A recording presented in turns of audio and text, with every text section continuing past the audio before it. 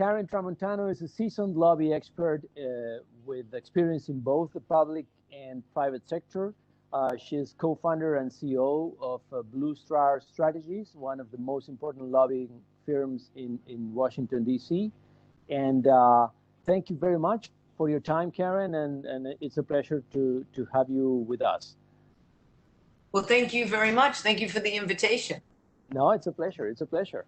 Well, let's start with the most basic. What does a lobby firm do? Well, what a lobby firm does is it typically has clients. And in the private sector, I would say those clients tend to be regulated by the government or want a change in policy by the government, but there always has to be a government component. And what we do for our clients is we help them to engage with the government to put forth policies and proposals that are either new or changes to existing policy. Yeah, you're right. And why is lobbying necessary for democracy? Well, I think it's very important, especially in the United States, when you have a government that has a constitution that says the government is supposed to be for and by the people, and not, policies should not be determined and designed just by 435 people. The people in the United States should have a voice, and lobbying, advocacy, provides that voice for people, including, companies and non-governmental organizations and coalition and, other, non-commercial entities that want to impact the government. So in the end, it's about giving existence or support to the constitutional right of petitioning before the authorities. Yeah, that's right. In the U.S. Constitution, the first 10 amendments to the Constitution and what is known as the Bill of Rights, and within the Bill of Rights there is a right to petition the government. It's gotten maybe a lot more elaborate in some ways, but at its core, it's pretty basic. You have something that you want the government to be aware of, and you want the government to either adopt a policy or change a policy. And what's your answer when you see that someone say that it's not fair that big corporations are able to hire a lobby firm and small groups or individuals are not able to do that because of costs reasons? So there is any inequality issue there? What's your answer for that?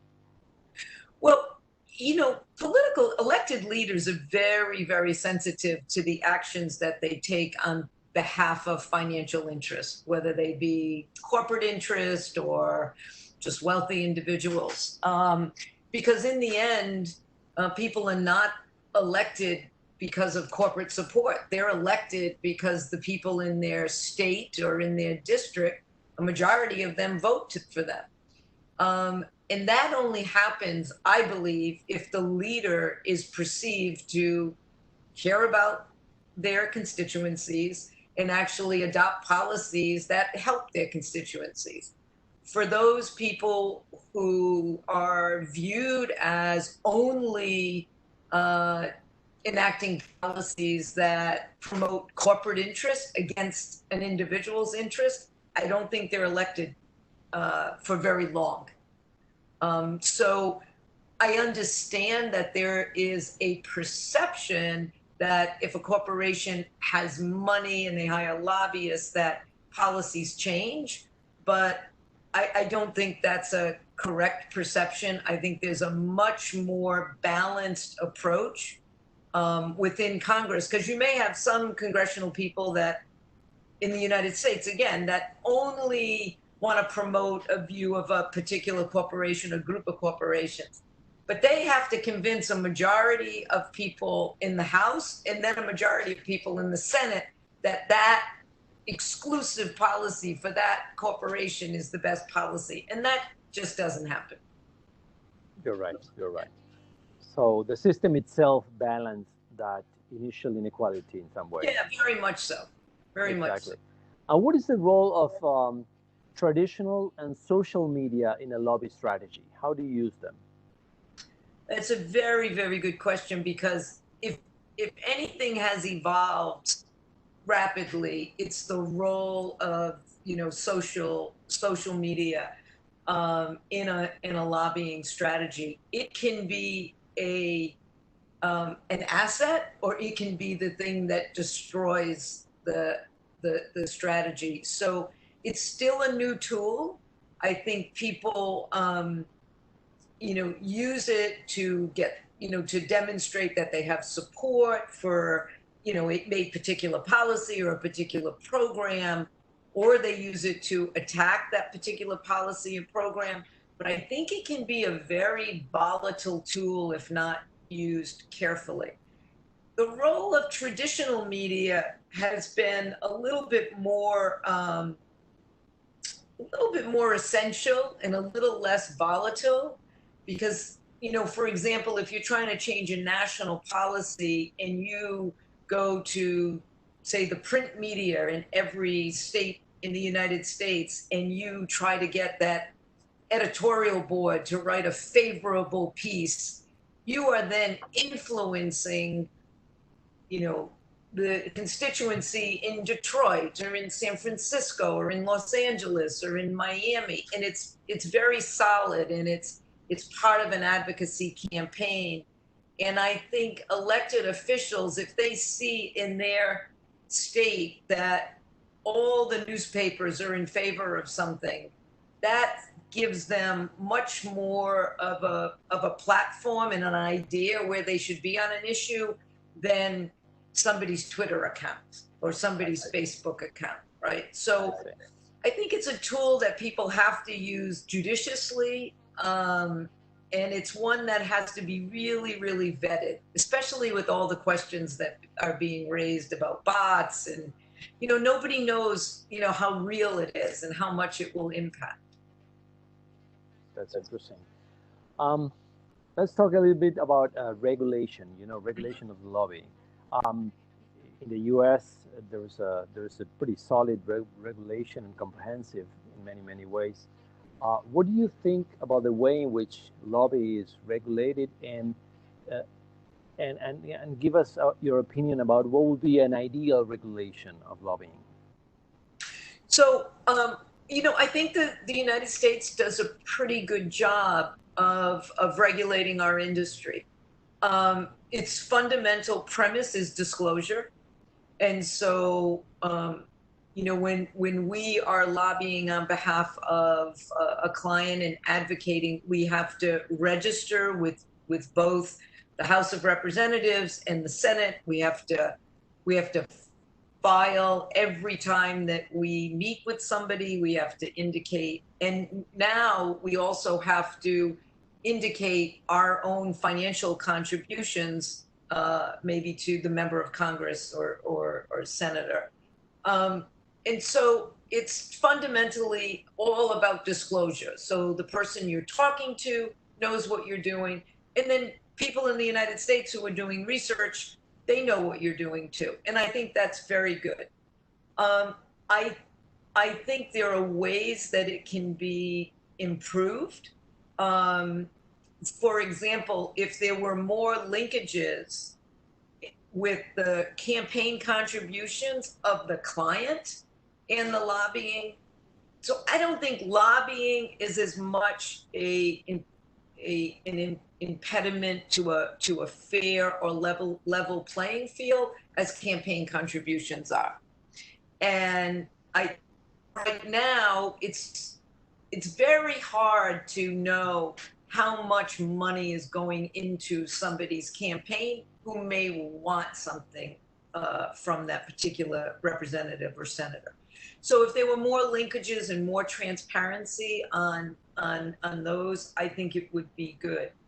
The other change that I think should happen in the United States is really about leadership. And I'll give you an example.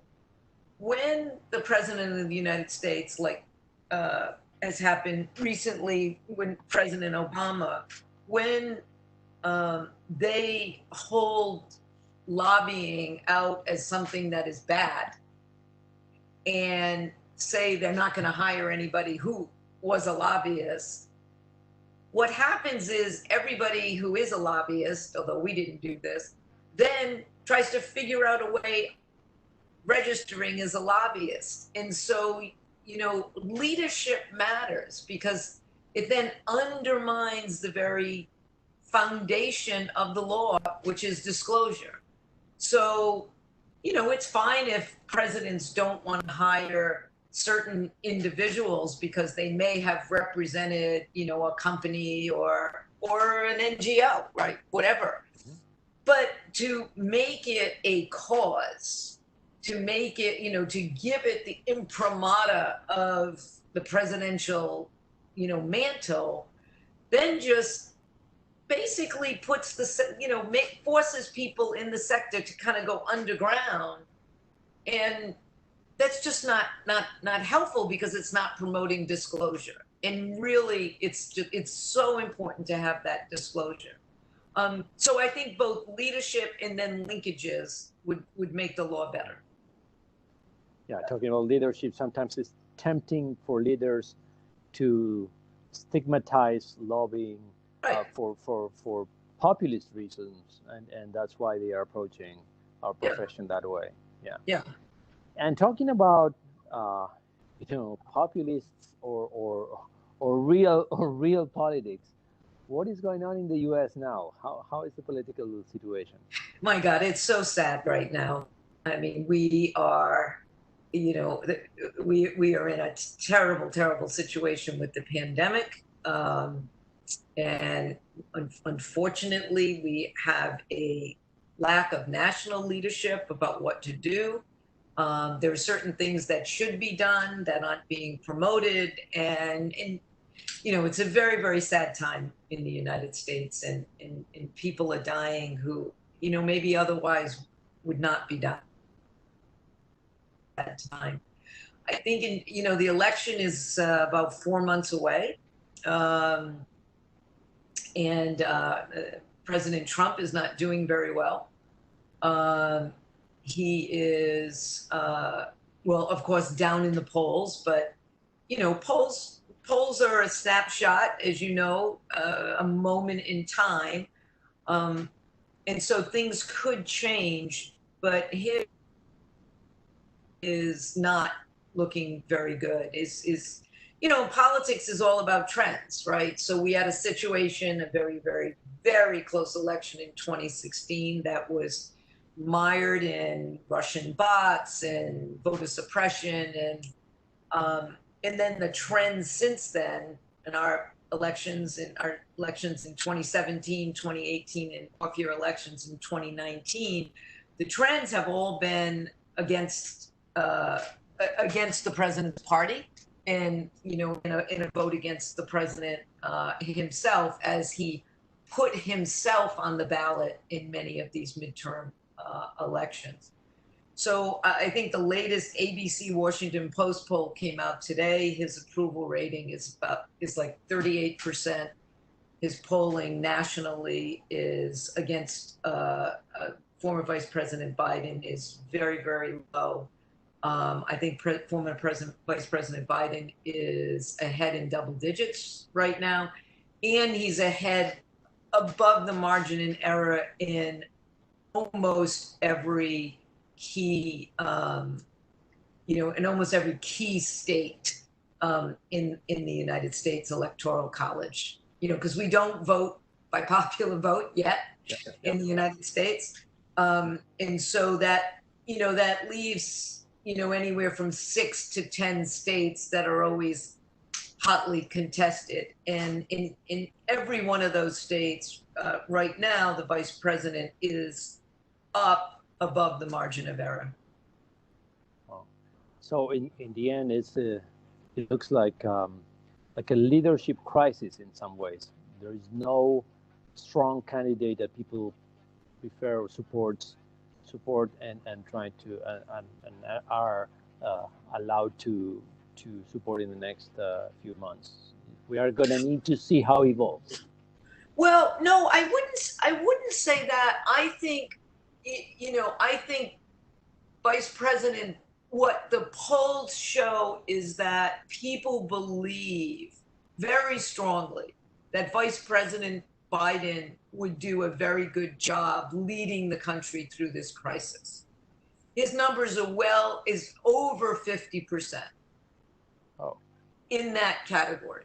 And in other categories. So people believe Vice President Biden would be a very good leader in terms of the systemic racism, uprooting the systemic racism in our country, which, as you know, over almost the same months of pandemic has been a crisis. So I think it looks very good for Vice President Biden right now. Things can change, as we get closer to the election. There'll be more contraction in the polls, but I don't see anything right now that would result in President Trump being reelected. His numbers are too low. He is not help himself. And most people see him as a failed leader as far as the pandemic is concerned and as far as our racial crisis is concerned. And right now, those two things are driving the election, and people do not see his leadership at all in those two areas. So interesting. Yeah. Well, Karen, thank you very much. It was very, very helpful, very interesting to have your views, and we hope we have a chance to meet you again in a few months to have your views on the U.S. politics. Anytime. Thank you so much, Juan. So good to see you. So good. Take care. Okay.